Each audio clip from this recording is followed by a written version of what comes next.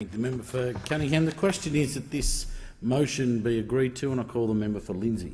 Thank you, Deputy Speaker. I rise tonight to offer my condolences to the families of Katrina Dawson and Tori Johnson, to the 16 hostages whose lives will forever be changed, to the many friends and families who are now left with a hole in their heart. To our police and emergency services, you have truly gone above and beyond the call of duty. We, as an Australian community, are blessed to be served and protected by such fearless and brave guardians.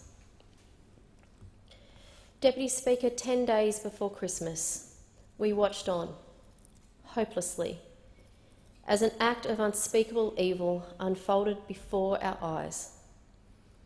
Martin Place, a setting so familiar to so many Sydney-siders, the Lindt Cafe, a venue to the daily caffeine fix for many inner-city workers, or for me, a treat before or after a meeting in Martin Place. But it was in that familiar place that true evil showed its face. A man driven by mad hatred saw 18 people held at gunpoint, concluding with the tragic loss of 2 lives. The tragic loss of Tori Johnson and Katrina Dawson. Many people have remarked how ordinary yet extremely exceptional these 2 individuals were. Katrina, an expert lawyer, dux of her school, mother, daughter, wife and friend.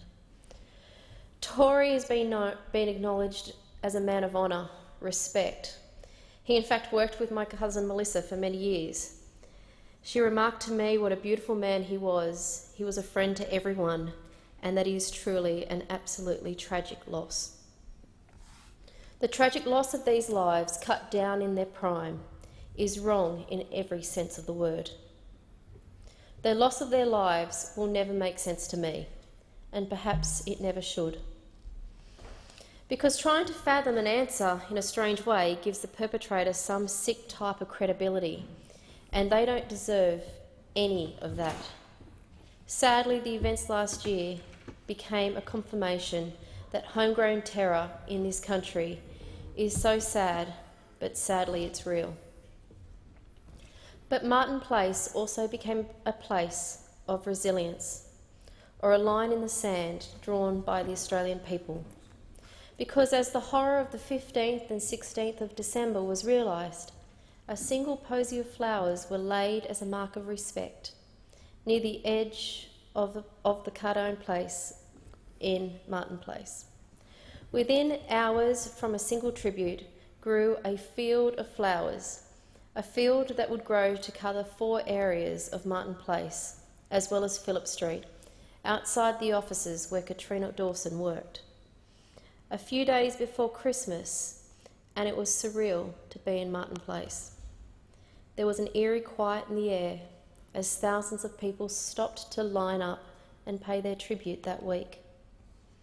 People were quiet and courteous in a way that made it noticeable. The normal ebb and flow of people rushing about for that short while had disappeared. And the Christmas tree down at George Street End felt so far away and kind of seemed out of spirit. And it seemed unbelievable that really this all happened 10 days before Christmas. Because 10 days before Christmas, our home had changed forever. 10 days before Christmas, it wasn't about shopping or Santa Claus. 10 days before Christmas, it seemed that time itself was simply standing still, even as the GPO chimed. By Thursday evening, you could stand beside the Lindt Cafe on Martin Place, and perhaps it was the saddest scene. Workmates and friends using the seating there to congregate and comfort each other. There would be quiet talking and spontaneous tears, then silence, then perhaps between the embraces, some more talking. Others who didn't know this group would simply stand nearby looking at the floral tributes. All of them walked away with tears in their eyes. Because out of something vile and horrific, people power had prevailed. And flowing on from the day that it happened, a very simple hashtag, I'll ride with you. The resilience of the Australian people arose, our digger spirit, our camaraderie, our mateship, No matter what evil we face, will stop the peace we love in our country. No extremist will ever take away our freedoms. As a nation, we stand united. We fight for our home, our Australia. And like that floral tribute that flowed, our national character stands stronger, more resilient, unified against evil. To the 16 survivors of that terrible day and night, you will forever be the guardians of that horrific event. You are the witnesses who must forever keep the bravery of Katrina and Tori alive. I know for many of you that will be extremely hard, and I know for a number of you, you are still battling with the wounds and scars of that horrible event.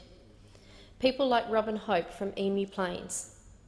She was in the Lint Cafe that morning with her daughter Louisa. Normal people doing a normal thing.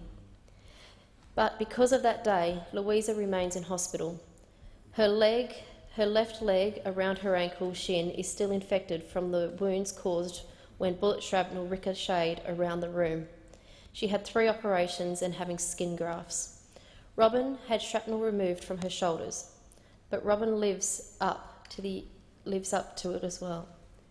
She simply says, at the end of the day, 2 people lost their lives. Our injuries are only setbacks. But there is something else about Robin and Louisa Hope that makes them as heroic as Katrina and Tori. Deputy Speaker, these 2 women made a pact. They made a pact that they were willing to die, willing to do whatever they could to let the younger ones escape. In the face of evil, they made a decision to allow good the best chance of winning. They are heroes, but they did make a decision to be heroes. Katrina and Tori, Robin says, Katrina was a beautiful person and she died beside me in hospital. Katrina was hit by police shrapnel. He didn't take 2 lives. He only took 1. He let the chimes of the GPO clock forever bear witness to that horrible 16 hours, 10 days before Christmas.